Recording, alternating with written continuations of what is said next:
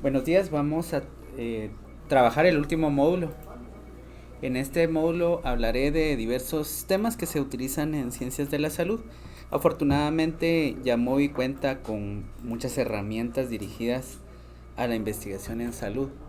Hay otros software que ustedes pueden consultar que no están dirigidos a esto, a pesar de que este es un software general de estadística. Y dentro de esas herramientas contamos con evaluación de sensibilidad y especificidad, concordancia entre mediciones. Asimismo vamos a ver un tema de forma muy rápida sobre fiabilidad de los ítems y la respuesta múltiple. Pero voy a empezar por estos temas sobre la sensibilidad y la especificidad y lo referente a la concordancia. Cuando estamos trabajando pruebas estadísticas, pruebas diagnósticas más bien, existen algunos métodos que son fundamentales como la curva ROC. Por el momento no tenemos curva ROC en Yamovi, pero cada vez reviso que hay nuevos programas. Vamos a empezar a trabajar con sensibilidad y especificidad. Para ello voy a abrir el archivo que se llama enfermedad arterial periférica.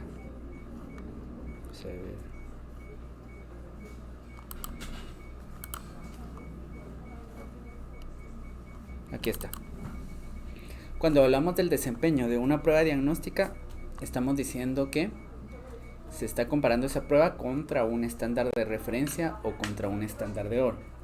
A veces se comete un error que cuando se plantea una investigación se dice, queremos saber qué prueba es más sensible y más específica, y solo se tienen dos pruebas. Eso es incorrecto desde el principio, porque cuando estamos hablando de calcular la sensibilidad y la especificidad, siempre estamos diciendo de que vamos a calcular respecto a un estándar de oro o un estándar de referencia. Eso quiere decir que si queremos comprobar el desempeño de dos pruebas, deberíamos de tener una tercera prueba que va a ser nuestra tercera prueba de referencia. Lo que sí podemos hacer cuando tenemos dos pruebas es evaluar la concordancia, pero eso dependerá de hacia dónde va nuestra investigación. Son fines diferentes. No quiere decir que si no podemos hacer una cosa, podemos hacer otra, porque eso depende del diseño y de los objetivos que nos hemos planteado. Para este caso, en este estudio se está evaluando la enfermedad arterial periférica a través de un Doppler que nos permite determinar el índice de tobillo-brazo. Aquí está el resultado del índice de tobillo-brazo y su clasificación, que es lo que nos va a servir para poder hacer este análisis. Tenemos un método para determinar la enfermedad arterial periférica, que sería el índice de tobillo-brazo. Este va a ser entonces nuestro estándar de referencia. Y la prueba con la que vamos a trabajar, para la cual vamos a evaluar su desempeño, va a ser el cuestionario de Edimburgo de claudicación intermitente. Un síntoma bastante importante para la enfermedad arterial periférica va a ser la claudicación. Y eso se puede determinar con un instrumento sencillo que es el test de Edimburgo. Ahí podemos trabajar con esto, ¿no? Y entonces sabemos de que el test de Edimburgo definitivamente es algo más general, es algo que hace una medición menos exacta. Podemos cerrar la...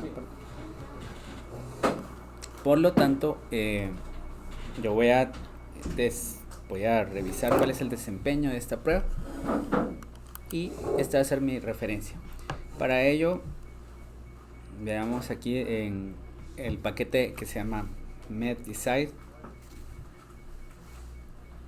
que también es un paquete opcional.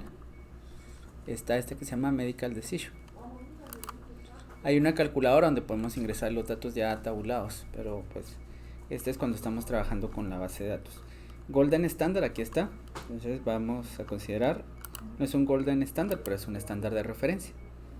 Y aquí decidimos cuál es el valor de referencia. En este caso, nivel positivo va a ser sí, que tenga enfermedad arterial periférica según el cuestionario de Edimburgo, de el índice de tobillo-brazo. Ahora, el nuevo test va a ser el cuestionario de Edimburgo.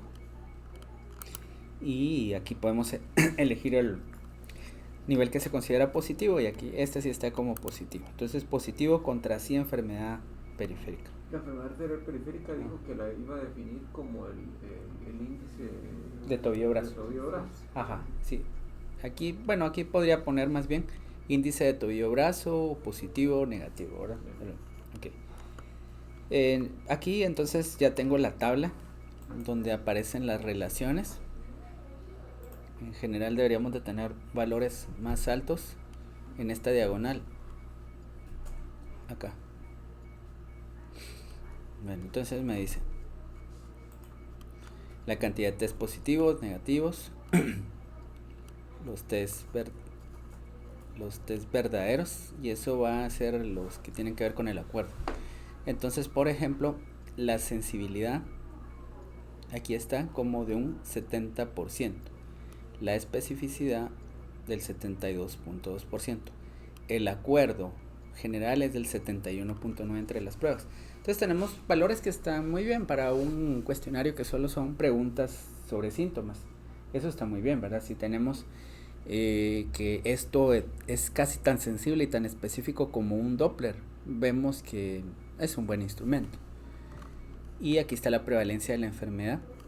La prevalencia de la enfermedad atiende a que del total de pacientes de estos 196 se encontraron 20 casos positivos. ¿Qué es esto? 20 dentro de 196. Podemos solicitar también los intervalos de confianza del 95%. Aquí hay un homograma, pero solo vamos a ver hasta acá. Lo que nos interesa más por el momento es el intervalo de confianza de cada una de las mediciones. Y este va a ser entonces nuestro cuadro principal, el que se va a reportar. Y ahorita lo vamos a analizar. Tenemos que la sensibilidad es del 70%. ¿Y esto cómo se interpreta? De un total de pacientes, de enfermos, de personas que tienen enfermedad arterial periférica según el estándar de referencia, ya que fueron detectados a través del índice de tobillo-brazo, 70 de 100 pacientes, 70 pudieron haber sido positivos al cuestionario de Edimburgo. Eso es lo que nos está diciendo. O del total de personas que fueron diagnosticadas con enfermedad arterial periférica según el índice de tobillo-brazo, el 70% tuvo una prueba positiva al cuestionario de Edimburgo. Del total de personas que se consideraron no enfermas, según siempre el índice de tobillo-brazo, el 72.2% tuvo una prueba negativa para el cuestionario de Edimburgo. El acuerdo diagnóstico tiene que ver con ambas mediciones, tanto con las de sensibilidad y la especificidad, y en general tenemos un acuerdo del 71%. Es un buen acuerdo, es una buena prueba por este momento. Luego tenemos los valores predictivos positivos, y aquí pues se están analizando las cosas de otra forma. Aquí partimos de que si la prueba es positiva, ¿cuál es la probabilidad de que esta persona realmente esté enferma? 22%. Y esa podría ser una utilidad práctica de este cuestionario. Ahora, del total de personas que tienen una prueba negativa, ese valor predictivo negativo, ese sí es muy bueno. La mayoría van a estar sanas. Esto quiere decir que la utilidad práctica de este cuestionario es más para descartar la presencia de enfermedad arterial periférica por este valor predictivo que tenemos. Entonces ahí están luego las proporciones de falsos positivos, falsos negativos. Y el intervalo de confianza nos dice la precisión con la que se estimó esto. Posiblemente no sea una precisión tan buena porque los intervalos son un poco amplios. Hay una mejor precisión para la estimación de la especificidad, por ejemplo. Y esto lo tenemos acá. Y aquí están los referentes a la estimación de los valores predictivos positivos y negativos. Y ahí está esto. Esa es una utilidad que tiene Yamovi para las ciencias de la salud. Es muy bueno para esto. Luego vamos a ver otra base de datos, y esta la tengo por acá, la voy a subir hoy al Drive porque ya no me dio tiempo. Esta se llama índice de masa corporal embarazadas. Es una base de datos donde se evaluó el índice de masa corporal real de las mujeres embarazadas. Pues obviamente si solo atendemos al peso y la talla de estas personas, vamos a estar sobreestimando el índice de masa corporal por el embarazo. Aquí pues deberíamos de tener algunas variables. Cuando estemos haciendo investigación y análisis de datos, debemos de ser críticos con la información. ¿Qué nos haría falta acá? Bueno, la edad gestacional. Eso es fundamental para poder evaluar la validez de lo que se está haciendo en este momento. Y aquí tenemos el peso, la talla, el índice de masa corporal, la edad materna, pero no está la edad gestacional. Ah, bien, sí está aquí, edad gestacional. Muy bien. Entonces aquí vemos de que estas mediciones en algún momento se pueden ir realizando con una estratificación por edad gestacional. De cualquier manera, estos indicadores van a tomar en cuenta la edad gestacional. Son métodos para estimar el índice de masa corporal de mujeres embarazadas. Está Atala y este otro que se llama Rosso-Mardones. Queremos determinar si hay concordancia entre estas mediciones. Aquí no se espera que una de las mediciones sea superior a la otra. Entonces el fin podría ser determinar la concordancia. Como les digo, dependiendo del diseño, se puede planificar usar la concordancia o el índice o la sensibilidad y la especificidad, pero son fines diferentes. Para este caso solo queremos saber cuál es el acuerdo que hay entre estas dos determinaciones del índice de masa corporal de mujeres embarazadas. Aquí vemos desde el punto de vista descriptivo, por ejemplo, hay algunos acuerdos: obesidad, esto no, obesidad, sobrepeso, obesidad. Generalmente se ponen de acuerdo cuando están hablando de normal, como se dan cuenta, pero sobrepeso y obesidad hay ciertas discrepancias. Entonces desde ya vemos de que este coeficiente que se va a calcular no va a ser tan alto como se podría esperar, y para ello entonces vamos a utilizar siempre este que se llama Med-Decide Agreement.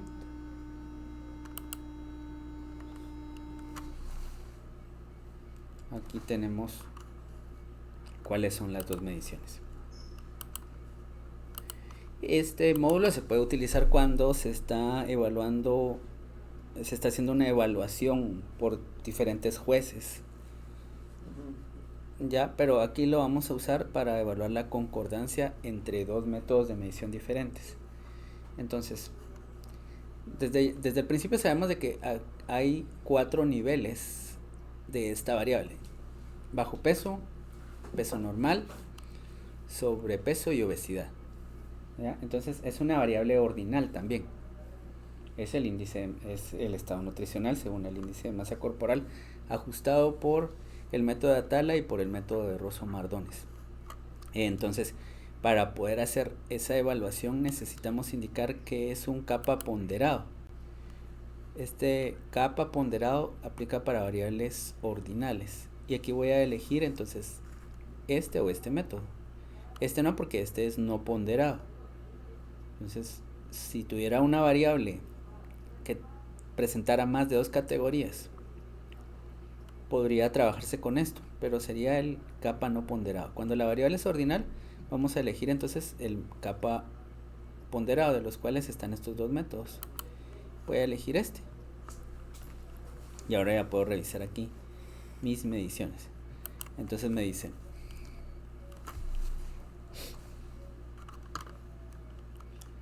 el acuerdo global es del 75%, no está mal. El kappa es del 76%. Para fines generales, para, digamos, profundizar tanto en estos eventos, podemos utilizar cualquiera de los dos métodos. El acuerdo de kappa es aceptable, tiene un valor aceptable. En otros casos donde las decisiones que se tomen van a ser muy críticas dependiendo de la precisión de estos estimadores, ahí podríamos decir no hay un acuerdo tan bueno. Eso va a depender de qué es lo que estamos evaluando. Aquí solo queremos aproximarnos al índice de masa corporal de una mujer embarazada. Eso posiblemente no tenga un impacto importante si no se llega a un acuerdo tan grande. Por lo tanto, aquí está bien. Adicionalmente, hay una prueba estadística que nos dice que este acuerdo es estadísticamente significativo, pero la hipótesis nula nos está diciendo, para que lo entendamos, que el kappa es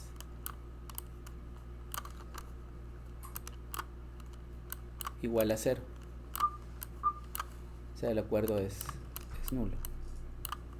En algunos casos nos dice el acuerdo es igual a 0.5 y lo que se quiere es que el acuerdo sea superior a 0.5, ¿sí? Para tener un buen acuerdo. Y si estamos usando solo este tipo de hipótesis, entonces nos estaría diciendo la hipótesis alternativa que el acuerdo es diferente ya sea de 0 o de 0.5. Tendría que revisar cuál es la hipótesis que se utiliza para este software. Algunos software lo comparan contra 0 y otros contra 0.5.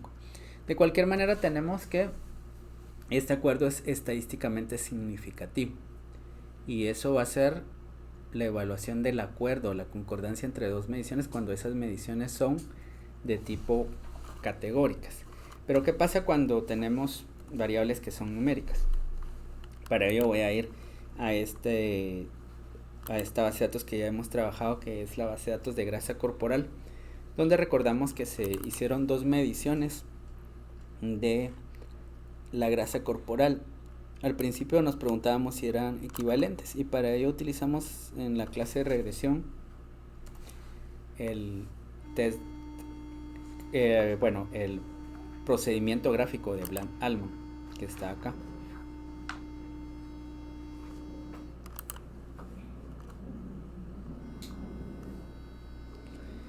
Este presenta de forma gráfica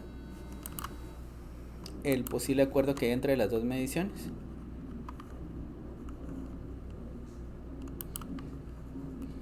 Y estos puntos, que son las observaciones, no deberían de estar por fuera de estas bandas, que van a ser bandas de confianza para la determinación de la concordancia entre las mediciones. Adicionalmente, esta banda central, si se dan cuenta, está por arriba de 0. Eso quiere decir que el método que se está utilizando, el otro método, generalmente nos da valores más altos que los que nos da un método, ¿sí? Entonces, para que hubiera acuerdo también, esto debería estar centrado aquí en el 0. Esta banda lila, ¿sí? Porque 0 es que no hay diferencias entre los métodos. Pero para poder hacer un cálculo de un estadístico, entonces contamos con, por ejemplo, este otro paquete que se llama Simply Agree. Y hay dentro de este mismo software otros métodos, otras formas de hacerlo. Entonces aquí pongo los dos métodos y como vemos, Jamovi me recuerda siempre la escala que podrían tener mis variables. Y eso es importante y es útil porque entonces eso hace que yo cometa menos errores para elegir los métodos estadísticos. Aquí me dice que solo acepta variables numéricas. Entonces, para evaluar la concordancia entre dos variables numéricas, existe lo que se conoce como el coeficiente de correlación de concordancia, o también está o es lo mismo que decir el coeficiente de correlación intraclase. Aquí puedo solicitar siempre el gráfico de Bland-Allman y puedo solicitar el intervalo de confianza del 95%. Entonces, aquí me dice que el coeficiente de concordancia es de 0.70. Para este caso tal vez se necesitaba una concordancia más alta, por arriba del 80%, para decir que la utilidad de esta medición nos dictaba que necesitamos un acuerdo más grande.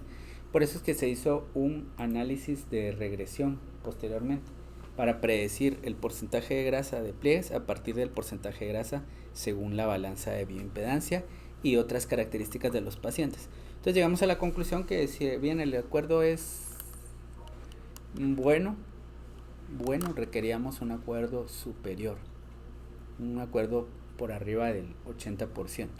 El intervalo de confianza me dice que el acuerdo entre estas dos mediciones en la población de la que se extrajo la muestra podía estar en un 95%, con un 95% de probabilidad entre 0.69 a 0.831, o que el parámetro poblacional se podría encontrar con un 95% de probabilidad en este intervalo que aparece acá. Entonces, tan bajo como 0.695 y tan alto como 0.831. Recordemos que estas son muestras y que el acuerdo podría ser ya sea menor o mayor al que se calculó en esta muestra. Y entonces aquí aparecen otras estadísticas, los valores límites bajos del acuerdo y los valores superiores. Estos son métodos entonces usuales para poder valorar la concordancia entre mediciones. Pueden ser variables dicotómicas, se usa el kappa; variables ordinales, el kappa ponderado; variables numéricas, el gráfico o método gráfico de Bland-Allman; y el coeficiente de correlación intraclase, que es un estadístico. En el estudio que hizo Angie, en donde se buscó la concordancia con en community engagement, ¿qué tipo de se usó el mismo diseño para ver la concordancia con las opiniones de los líderes comunitarios? No se ha hecho, pero podría utilizarse un test de kappa. Kappa ponderado podría ser para más de 2 evaluadores. Ese podría ser un criterio para determinar en qué tanto coincidían las valoraciones de estos jueces. Sí. Bueno, otras cosas que se pueden hacer acá, que ya son generales, es evaluar la respuesta múltiple. ¿Qué sucede cuando estamos evaluando en un estudio variables que están presentes de forma concomitante? O sea, un paciente puede tener ya sea hipertensión, enfermedad renal crónica a la vez que diabetes, o no tener ninguna de estas enfermedades. Pero lo importante es que veamos aquí, por ejemplo, que el paciente número 1 tiene hipertensión arterial y enfermedad renal crónica. Esta otra persona, el paciente número 4, tiene hipertensión arterial, enfermedad renal crónica, y esta otra persona tiene estas 3 comorbilidades que se están evaluando. Lo importante acá es cómo se tabulan los datos. Bueno, entonces tenemos aquí los pacientes. Debemos de escribir por separado cada uno de los eventos que estamos evaluando, que podrían estar presentes de forma concomitante, o sea, una columna por cada una de esas comorbilidades. Y debemos de reservar también una columna para aquellas personas que no tienen ninguna comorbilidad. Entonces solo se pueden tabular como ceros y unos. Así se debe de tabular acá. No se le van a agregar etiquetas. Entonces, por ejemplo, la persona número 1 tiene hipertensión, enfermedad renal crónica, no tiene diabetes y por lo tanto ninguno es negativo. La persona que no tiene ninguna de estas enfermedades, ni diabetes, ni enfermedad renal crónica, hipertensión, tiene positivo ninguna, por lo tanto, ¿sí? Entonces lo que va a hacer el programa es ir sumando de cada una de estas columnas cuántos eventos incidentes hay. Aquí hay 1, 2, 3, 4, 5, 6 pacientes que no tienen ninguna enfermedad concomitante. Entonces, para ello se utiliza este módulo que se llama UFS, y aquí está respuesta múltiple. Pues vean, UFS, multi-response. ¿Qué se hace? Se agregan todas las variables. Esto podría ser, por ejemplo, medicamentos, podrían ser complicaciones de una cirugía, etcétera, síntomas. Todas estas variables son del tipo de comorbilidades, incluyendo la que identifica a las personas que no tuvieron ninguna comorbilidad. Entonces aquí hace las sumas. Por ejemplo, les decía ninguna, 6 personas. Y aparecen 2 porcentajes. Ahora analicemos. El primer porcentaje es de que suma todos los eventos. Hay 21 eventos, pero solo habían 15 personas. Recordemos que solo tenemos 15 personas. Entonces, esto es 8 dentro de 21 me da 38.1. Del total de comorbilidades evaluadas, incluyendo los que no tenían ninguna comorbilidad, del total de comorbilidades hay un 38% que corresponden a hipertensión arterial. Pero esto no tiene tanto sentido, entonces generalmente estos eventos múltiples se calculan con base a la cantidad de pacientes que tenemos. Es decir, de los 15 pacientes que tenemos, ¿cuántos tenían hipertensión? 8 dentro de 15, esto es 53.3%. Esto me da una suma superior a 100%, ¿verdad? Porque hay personas que tienen más de una comorbilidad.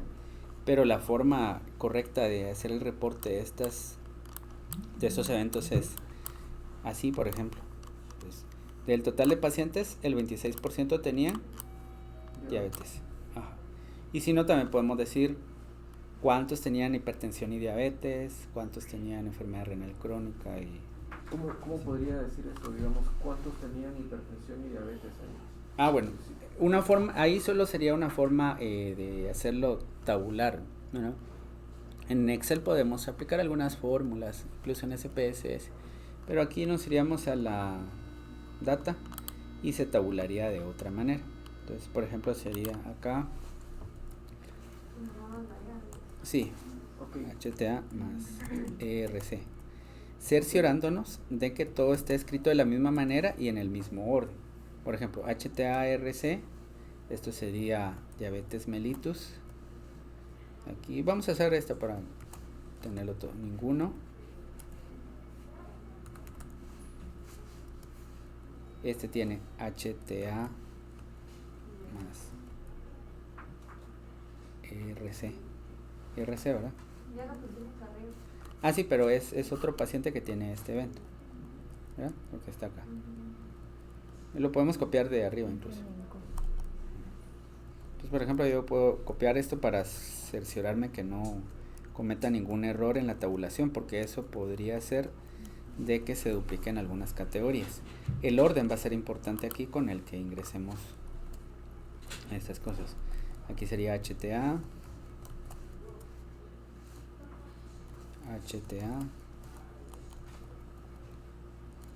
aquí diabetes mellitus, HTA,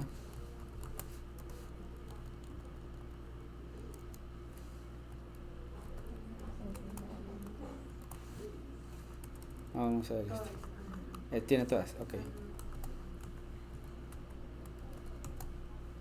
Generalmente voy a respetar este orden con el que van apareciendo las columnas.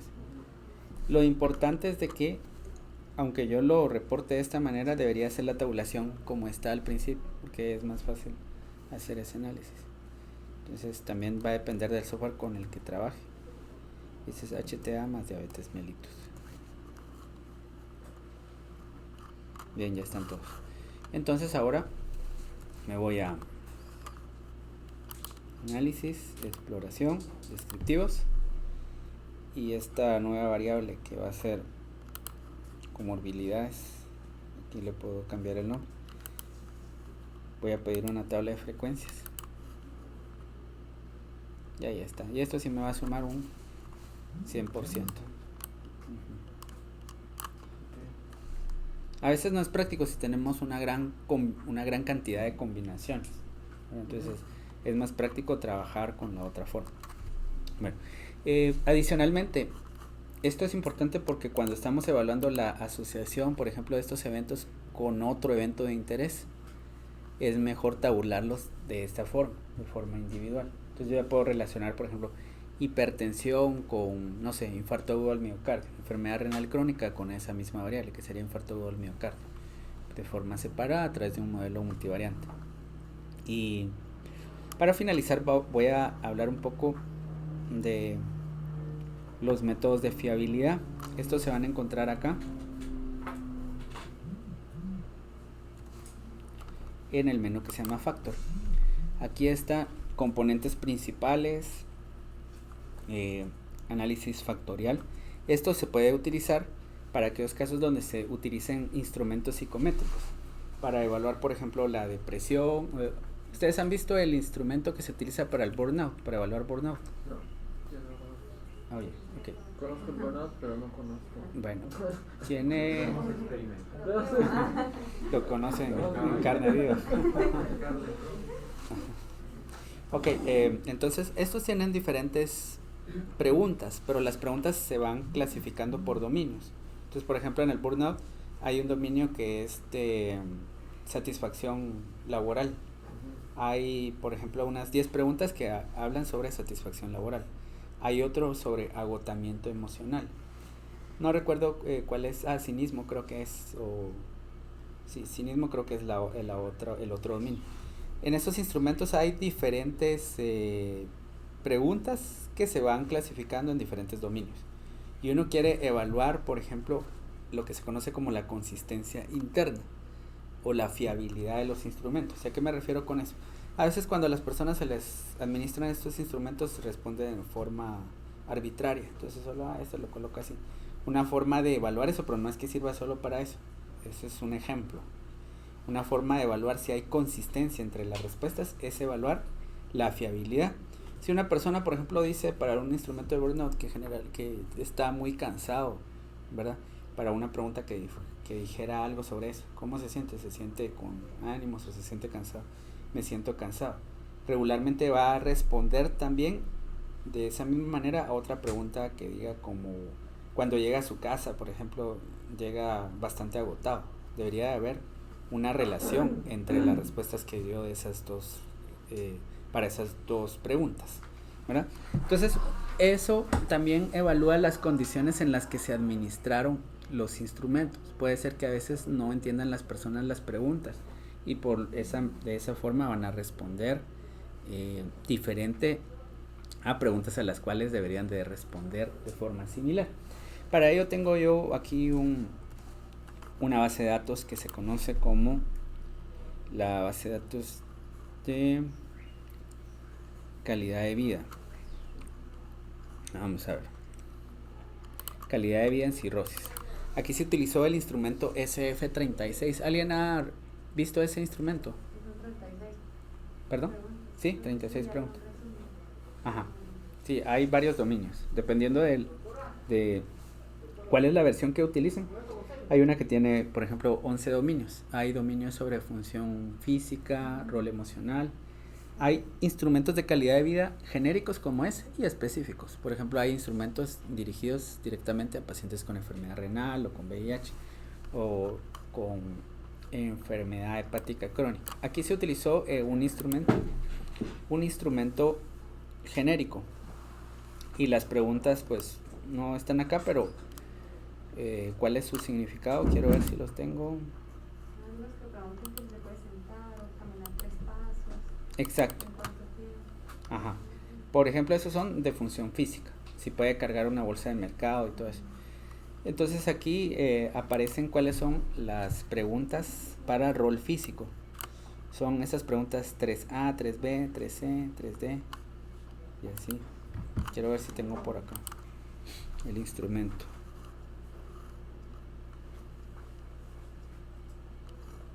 Veamos.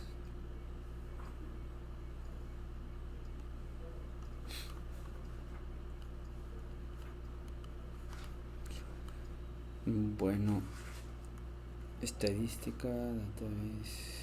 No tengo cuáles son las preguntas, pero estas evalúan la función física de estas personas. Es cosas como poder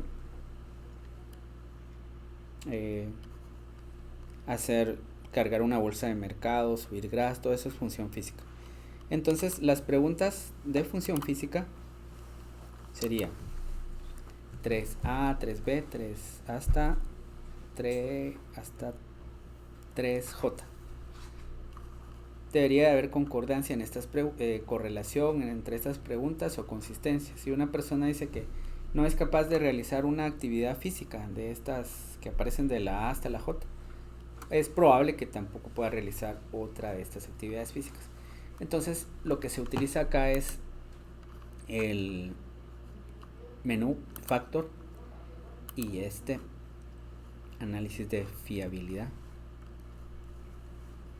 Se van a agregar las preguntas correspondientes a función física, que sería 3a a la j.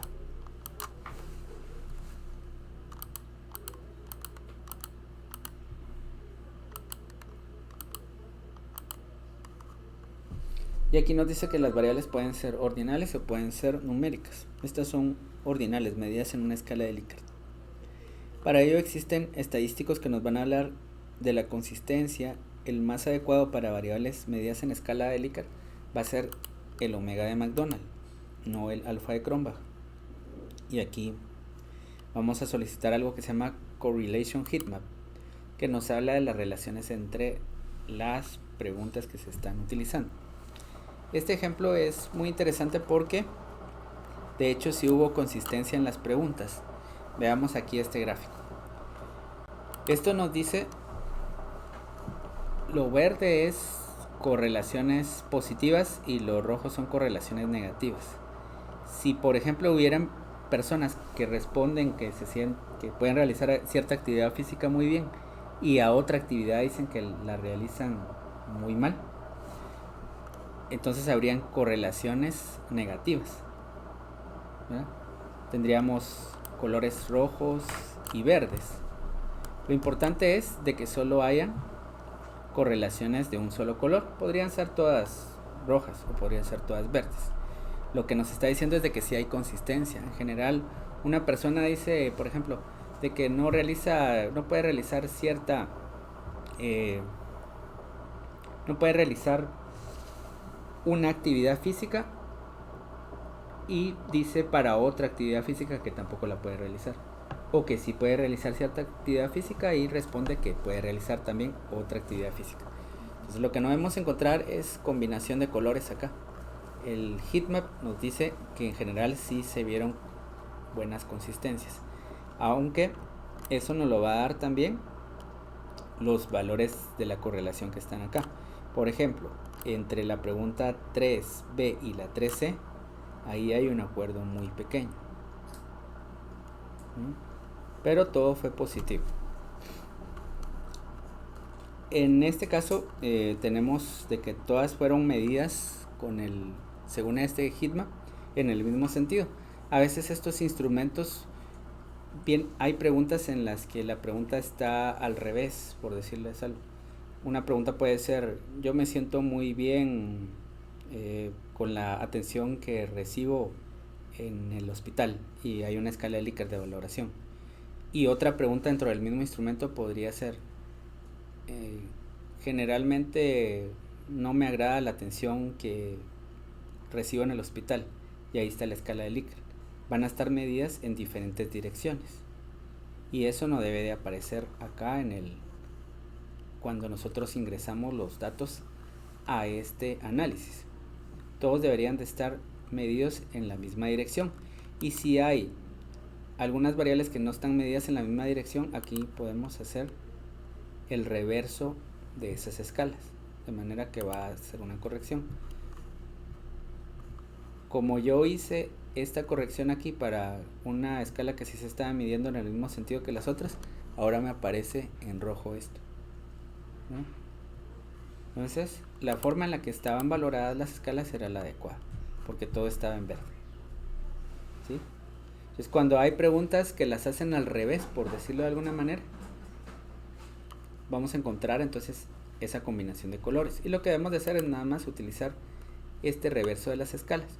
Entonces, ¿qué nos está diciendo el omega de McDonald? La consistencia entre las mediciones.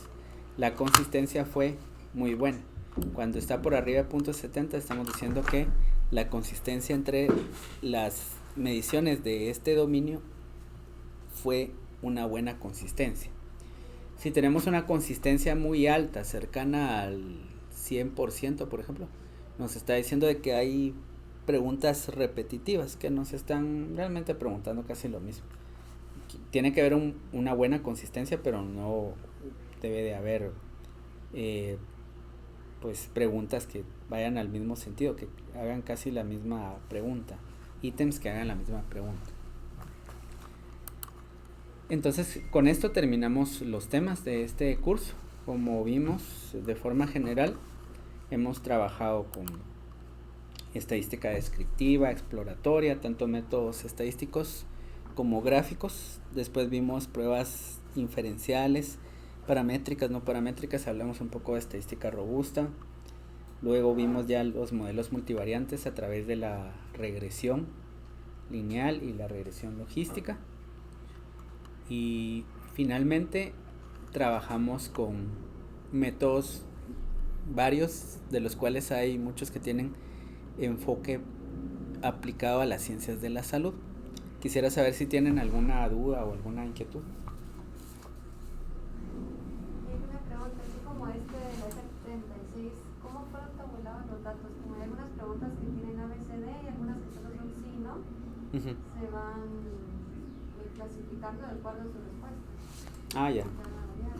Ok, entonces por ejemplo aquí están estas preguntas que están acá. Veamos acá están como sí, no. Hay unas que llegan hasta E. Sí. Sí, claro. Para ello podemos utilizar estas diferentes formas. En la primera forma están tabuladas las preguntas como están en el instrumento. Hay unas que son dicotómicas, ¿verdad? Y hay otras que tienen una escala de Likert más grande, más amplia. Existe una versión adicional que sería ya clasificarlas en porcentajes. Aquí están. Entonces las dicotómicas solo van a tener esta que tiene 3 respuestas, por ejemplo, solo tiene 0 y 100. Sí, las dicotómicas creo que tienen solo 50 y 100. Y las otras se van a ir dividiendo proporcionalmente. Aquí podemos trabajar ya sea con estas preguntas que ya están convertidas en porcentaje, o podemos trabajar con las preguntas originales que aparecen acá, porque podemos utilizar el cálculo del coeficiente de omega para estas variables ordinales. Estas parecen que son puntuaciones, pero tampoco lo son, entonces también tendría que calcularse el omega. Yo prefiero trabajar con las variables originales que están acá para darme cuenta que son variables en escala de Likert. Esta es la otra forma. ¿Cómo se construye el instrumento? Bueno, se van sumando o se pueden calcular medianas o promedios. Para este caso se suman las puntuaciones de la función física. Aquí están. Hay una fórmula para poder hacer estos cálculos. Va a depender de el nivel de medición de cada una de las preguntas. Si tienen 2 categorías, si tienen 3, si tienen 5 o 6. ¿Sí? ¿Alguna pregunta más? Bueno, les agradezco por su atención y yo les estaré comentando para la próxima ocasión en la cual haya alguna iniciativa como estas.